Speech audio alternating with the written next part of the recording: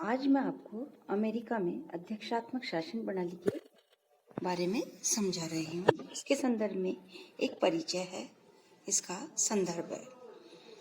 अध्यक्षात्मक शासन प्रणाली ब्रिटेन की तुलना में एकदम भिन्न है, ये कहना चाहिए विपरीत है। अमेरिका में नाम मात्र के राज्याध्यक्ष और वास्तविक शासन अध्यक्ष में कोई भेद नहीं है। वहाँ राष्ट्रपति को संविधान द्वारा संपूर्ण कार्यपालिका शक्तियां सौंप रखी है और राष्ट्रपति ही उन समस्त कार्यपालिका शक्तियों का इस्तेमाल भी करता है। अमेरिका में राष्ट्रपति वहाँ की व्यवस्था में पूर्णतः स्वतंत्र है। वहाँ शक्ति पृथक्करण के सिद्धांत को संविधान में अपनाया गया है। व्यवहार में भी वैसी ही स्थिति है। वहाँ कार्यपालिका और व्यवस्थापिका लगभग एक दूसरे से पृथक रहकर कार्य करते हैं। राष्ट्रपति अमेरिका में व्यवस्थापिका के प्रति उत्तरदायी नहीं होता है। राष्ट्रपति का कार्यकाल निश्चित है। उसे कार्यकाल पूर्ण होने के पूर्व महाभियोग के अतिरिक्त अन्य किसी तरीके से पद से नहीं हटाया जा सकता।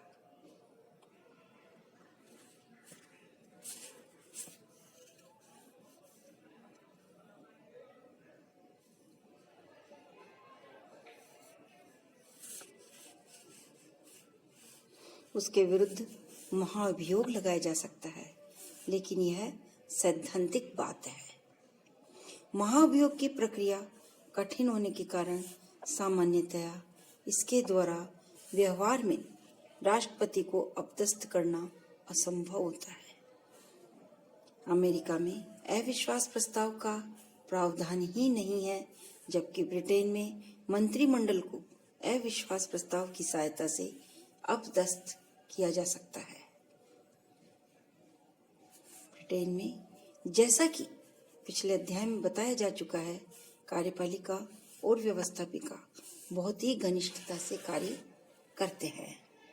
कहने का अभिप्राय है एक परिचय में कि अमेरिका की शासन में अध्यक्षात्मक शासन प्रणाली ब्रिटेन की व्यवस्था से बिल्कुल भिन्न है, क्योंकि ब्रिटेन जहां व्यवस्थापिका और कार्यपालिका की घनिष्ठ संबंधितता की विशेषता युक्त है, शासन प्रणाली में दोहरी कार्यपालिका है, नाम मात्र की और वास्तविक, ये दोनों ही विशेषताएं अध्यक्षात्मक शासन प्रणाली में नहीं है।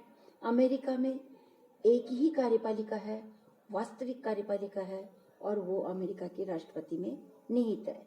ठीक इसी प्रकार व्यवस्थापिका और कार्यपालिका दोनों में स्पष्ट विभाजन है। दोनों में परस्पर कार्य के क्षेत्र से भले ही संबंध है कि व्यवस्थापिका नीति का निर्माण करती है और कार्यपालिका उस नीति का क्रियान्वयन करती है। इसके अतिरिक्त संगठनात्मक दृष्टि से व्यवस्थापिका और कार्यपालिका दोनों भिन्न है। ठीक इसी प्रकार राष्ट्रपति को उसके कार्यकाल से पूर्व एक तरह से महाभियोग के द्वारा ही हटाया जा सकता है। अविश्वास प्रस्ताव के द्वारा राष्ट्रपति या उसके मंत्रिमंडल को नहीं हटाया जा सकता है। अध्यक्षात्मक शासन प्रणाली वह प्रणाली है जिसमें कार्यपालिका प्रधान अपने कार्यकाल और बहुत कुछ सीमा तक अपनी नीतियों और कार्यों के लिए विधानमंडल से स्वतंत्र होता है। अमेरिका में राष्ट्रपति अपने कार्यों में सहायता के उद्देश्य से सचिवों की नियुक्ति करता है। समस्त सचिव राष्ट्रपति के मंत्रिमंडल के रूप में कार्य करते हैं। वे सचिव न तो व्यवस्थापिका के सदस्य होते हैं और न ही उसके प्रति उत्तरदायी होते हैं। वे सचिव न तो व्यवस्थापिका की बैठकों में हिस्सा लेते हैं और न ही विधानमंडलों में विधेयक की प्रस्तुत करते हैं। जैसा कि पिछले अध्याय में बताया जा चुका है कि ब्रिटेन में मंत्रिमंडल के सदस्यों का चयन व्यवस्थापिका के सदस्यों में से ही किया जाता है। ब्रिटेन में मंत्रीगण व्यवस्थापिका की संपूर्ण गतिविधियों में हिस्सा लेते हैं। व्यवस्थापिका में प्राय वे ही बिल स्वीकृति को प्राप्त होते हैं जितने ब्रिटेन में मंत्रियों द्वारा प्रस्तुत किया गया है। अमेरिका में समस्त मंत्री या सचिव राष्ट्रपति के निजी सहायक के रूप में अपने कार्यों को अंजाम देते चलते हैं। वहाँ सचिवों या मंत्रियों के कार्य राष्ट्रपति के कार्य होते हैं। समस्त सचिव अमेरिका में अपने कार्यों के लिए राष्ट्रपति के प्रति उत्तरदायी होते हैं। सचिव राष्ट्रपति द्वारा नियुक्त किए जाते हैं और वे राष्ट्रपति के प्रसाद पर्यंत ही अपने पद पर बने रहते हैं। राष्ट्रपति अपनी इच्छा अनुसार सचिवों में परिस्थिति के अनुसार आवश्यक परिवर्तन कर सकता है। सचिवों की अमेरिका में वास्तविक स्थिति वही है जो राष्ट्रपति उन्हें प्रदान करता है।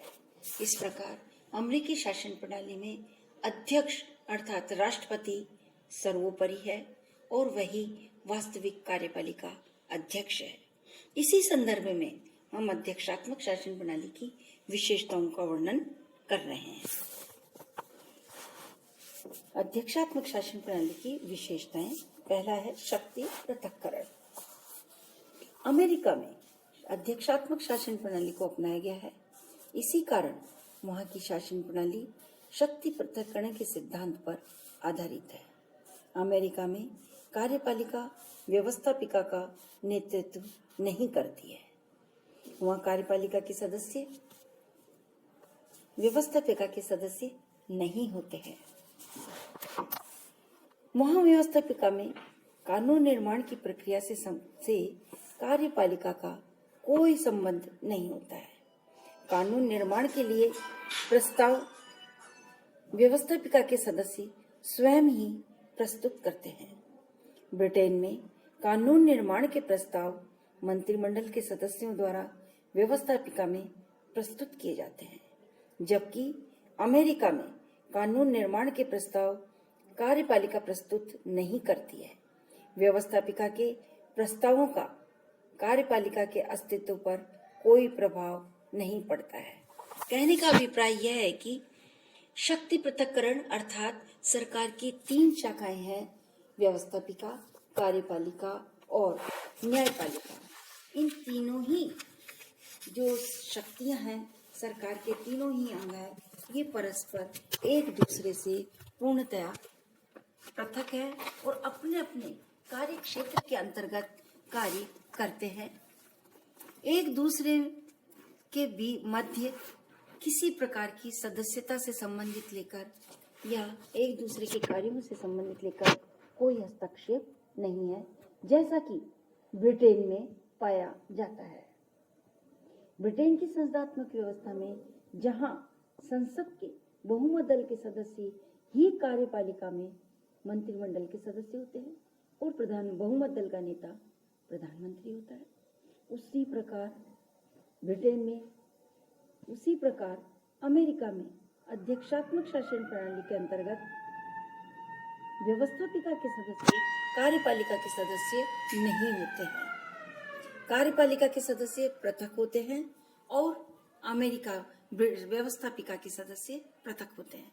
दोनों में किसी प्रकार का कोई पुनराव या अति व्यापन नहीं है।